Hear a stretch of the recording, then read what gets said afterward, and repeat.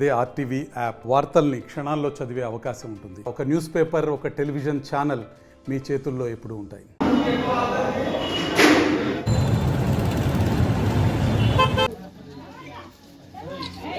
ఆలగడ్డ ప్రాంతంలో ఏ గ్రామంకి వెళ్ళినా, ఏ మండలంకి వెళ్ళినా, ఎక్కడికి వెళ్ళినా కూడా ప్రజలు బయటికి వచ్చి ఏ విధంగా ఈ 5 సంవత్సరాలు ఎటువంటి పని కాకుండా ఇబ్బందులు పన్నారో అవన్నీ కూడా మాకు చెప్పడము, మా మీద నమ్మకంతో మళ్ళీ మేము ప్రభుత్వంలోకి వస్తే ఆ పనులన్నీ కూడా చేస్తామని ఒక నమ్మకంతో మాకు అందరూ కూడా సమస్యలు చెప్పుకోవడం జరుగుతుంది.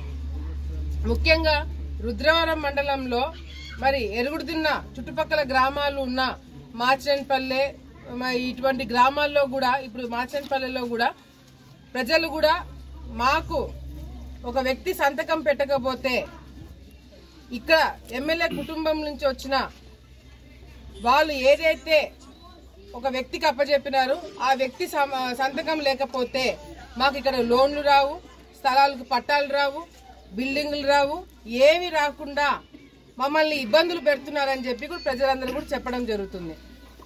ఎవరికైతే నేను మాట ఇస్తున్నానో, ఎవరికైతే పట్టాలు లేవో వాళ్ళందరికీ వాళ్ళు ఇల్లు కట్టించుకోంటే ఆ స్థలంలోనే వాళ్ళకి పట్టాలు ఇప్పించే బాధ్యత నాదని చెప్పి కూడా ఈ సందర్భంగా వాళ్ళందరూ కూడా నేను మాటిస్తున్నాను. అంతేకాకుండా స్థలాలు ఇల్లు లేని వాళ్ళకి ప్రతి ఒక్కరు కూడా స్థలము, ఒకవేళ ప్రభుత్వం భూమి లేకపోతే ప్రభుత్వమే రైతుల దగ్గర నుంచి భూమి కొనుగోలు చేసి ఉన్న రేటు కన్నా 2 ఎత్తుల రేటు ఎక్కువనే కొనుగోలు చేసుకొని వాళ్ళకి స్థలం ఇప్పిస్తే బాధ్యత తీసుకుంటామని చెప్పి కూడా తెలియజేసుకుంటూ, మరి జగన్మోహన్ రెడ్డి గారు ఏదైతే తప్పుడు ప్రచారాలు చేసుకొని తిరుగుతున్నారో, ఇప్పుడు జగన్మోహన్ రెడ్డి గారు మన ఆలగడ్డ ప్రాంతంలో రేపు ఎర్రగుంట్ల తర్వాత గోవిందపల్లె గ్రామంకి సంబంధించిన రైతులతో మాట్లాడడానికి రేపు ఒక ప్రోగ్రాం పెట్టుకోబోతున్నారంట. మరి మేము కూడా జగన్మోహన్ రెడ్డి గారిని కలవడానికి ప్రయత్నం చేయడం జరుగుతుంది. జగన్మోహన్ రెడ్డి గారిని కలవాలా, ఈ రాష్ట్ర ముఖ్యమంత్రి వస్తున్నప్పుడుగా ప్రజల్లో మేము కూడా భాగస్వాములు కాబట్టి మేము కూడా కలవడానికి మాకు కూడా అన్ని విధాలుగా హక్కు ఉంటుంది. సో మేము కూడా కలిసి ఏం లేదు, ఎరుగుడుతున్న చుట్టుపక్కల ఉన్న గ్రామాలలో ఏదైతే ఎమ్మెల్యే వాళ్ళ అమ్మ ఈ రైతులకి నీళ్ళు వదలడానికి చందాలు వేసుకొని డబ్బులు ఇవ్వమని చెప్పి అడిగిందో అది కొంచెం డిస్కౌంట్ ఏమన్నా జగన్మోహన్ రెడ్డి గారు ఇప్పిస్తారేమో, కొంచెం డబ్బులు ఏమన్నా తగ్గించగలుగుతారేమో, రైతులు ఇబ్బందులు పడుతున్నారు, మేము ప్రతిపక్షంలో ఉన్నాం కాబట్టి ఏమైనా కొంచెం డబ్బులు తగ్గిస్తే ఆ డబ్బులంతా తీసుకుపోయి ఆయనకే అప్పచెప్పి నీళ్లు వదిలించుకునే ప్రయత్నం చేద్దామని చెప్పి అడగడానికి పోదామని చెప్పి అనుకుంటున్నాం. ఎందుకంటే ఎట్లాగో మీరు డబ్బు తీసుకోకుండా ఏ పని చేయలేకపోతున్నారు, డబ్బు తీసుకోకుండా రైతులకు నీళ్ళు వదలలేకపోతున్నారు, కమిషన్లు తీసుకోకుండా రైతులకే కాదు ఎవరికి కూడా మేలు చేయలేకపోతున్నారు. కాబట్టి ఇంకా కర్మగాలి డబ్బులే ఇచ్చి పని చేయించుకుందామని మేమే స్వయంగా పోయి డిస్కౌంట్ అడుగుదామని జగన్మోహన్ రెడ్డిని కలుద్దామని చెప్పి మేమందరం కూడా అనుకుంటున్నాం.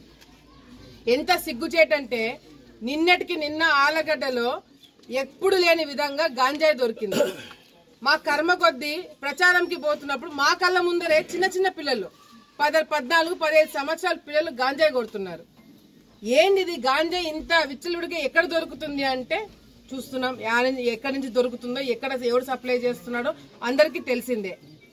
ఈరోజు గాంజాయి డ్రగ్స్ పిల్లలకి అందజేసేటట్టుగా ఈ ప్రభుత్వం భయము ఏ విధంగా పెట్టుకోకుండా విచ్చలుడిగా ఎక్కడ పడితే అక్కడ గాంజాయి అమ్మేయడానికి చేస్తున్నారు అంటే ఇది ఎవరు తప్పు, ఎవరు దగ్గరుండి చేపిస్తున్నారు? యువతకి ఉద్యోగాలు ఇప్పిస్తారని ఓట్లు వేయించినారు గతంలో జగన్మోహన్ రెడ్డి గారికి.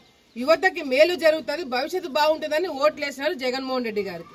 కానీ ఈ ప్రభుత్వం ఏం చేసింది, వాళ్ళకి గాంజాయి డ్రగ్స్ అలవాటు చేసి యువతని ఎక్కడ యువత వచ్చి మాకు ఉద్యోగాలు ఏవి అని అడుగుతారేమో అని చెప్పి వాళ్ళందరినీ కూడా మత్తులో పెట్టేస్తున్నారు.